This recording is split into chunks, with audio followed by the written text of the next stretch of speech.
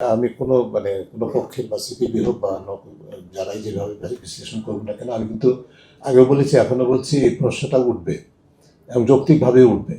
জাতীয় আন্তর্জাতিক যারা পর্যবেক্ষক তারাও কিন্তু উল্লেখ করেছে, কমনওয়েলথ বলেছে যে ভবিষ্যতে আরও অন্তর্ভুক্তমূলক হতে হবে।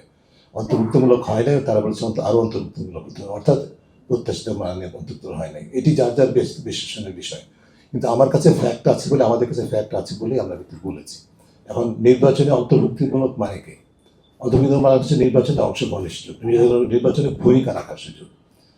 এখন আমি যে কথাগুলো ইতিমধ্যে বলেছি, আনফর্চুনেটলি রিপিট করতে হচ্ছে, সেটা হচ্ছে যে আপনি দেখুন, যখন প্রতিবাদের পতন হয়, শুরু থেকে যেটা আমরা দেখেছি সেটা হচ্ছে যে দলটির কথা বলা হয়েছে তারা কিন্তু বলে আসছে যে জুলাই আন্দোলন ছিল অবৈধ, অন্তর্বর্তী সরকার ছিল অবৈধ।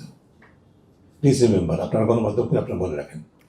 এবং পরবর্তীতে একটু কাটতে লং স্টোরি শর্ট, পরবর্তী যখন নির্বাচন ঘোষণা হলো, বলা হলো এই অবৈধ নির্বাচন আমরা মানি না, আমরা প্রতিহত করব। অর্থাৎ প্রতিহত করার জন্য মানে নির্বাচনে নেতিবাচক ভূমিকা রাখার জন্য তারা কিন্তু নির্বাচনে উপস্থিত ছিল, ভূমিকা রেখেছে তারা। সো তারা অন্তর্ভুক্তির অংশ হিসেবে ছিল। শুধু তাই নয়, আপনার কথা যাদেরকে কোর্ট করে বলছেন, তারা যদি নির্বাচনের ফলাফলের নির্ণায়ক হয়ে থাকে, তাহলে তো ওই কথাটা হচ্ছে এটা অন্তর্ভুক্তমূলক ফল রায় দিয়েছে, নির্বাচন হয়েছে, তারাই অন্তর্ভুক্তভাবেই কিন্তু অংশগ্রহণ করে রায় দিয়েছে। এবং তার ফ্যাক্টস তো আপনাদের মাধ্যমে প্রকাশিত হয়েছে, আমাদের মাঠ পর্যায়ে তথ্য প্রকাশিত হয়েছে।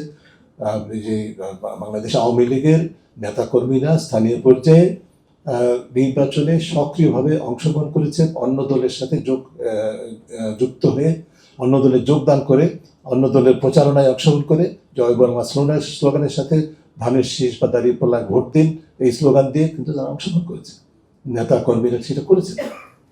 ঠিক আছে, তা কাজেই আমরা কোন চুক্তিতে বলি যেটি বাংলাদেশ আওয়ামী লীগের নেতাকর্মীরা বা সমর্থকরা ভোট দেয়নি, এটা কোন পয়েন্টে করবে? যারা ভোট দেয়নি তার মধ্যে আমি বলছি না শতভাগ দিয়েছে, আমাদের সাধারণ ভোটারও শতভাগ ভোট দেয়নি, এটা অস্বীকার করার উপায় নেই। সে কারণেই 40% ভোটে অংশগ্রহণ কম হয়েছে।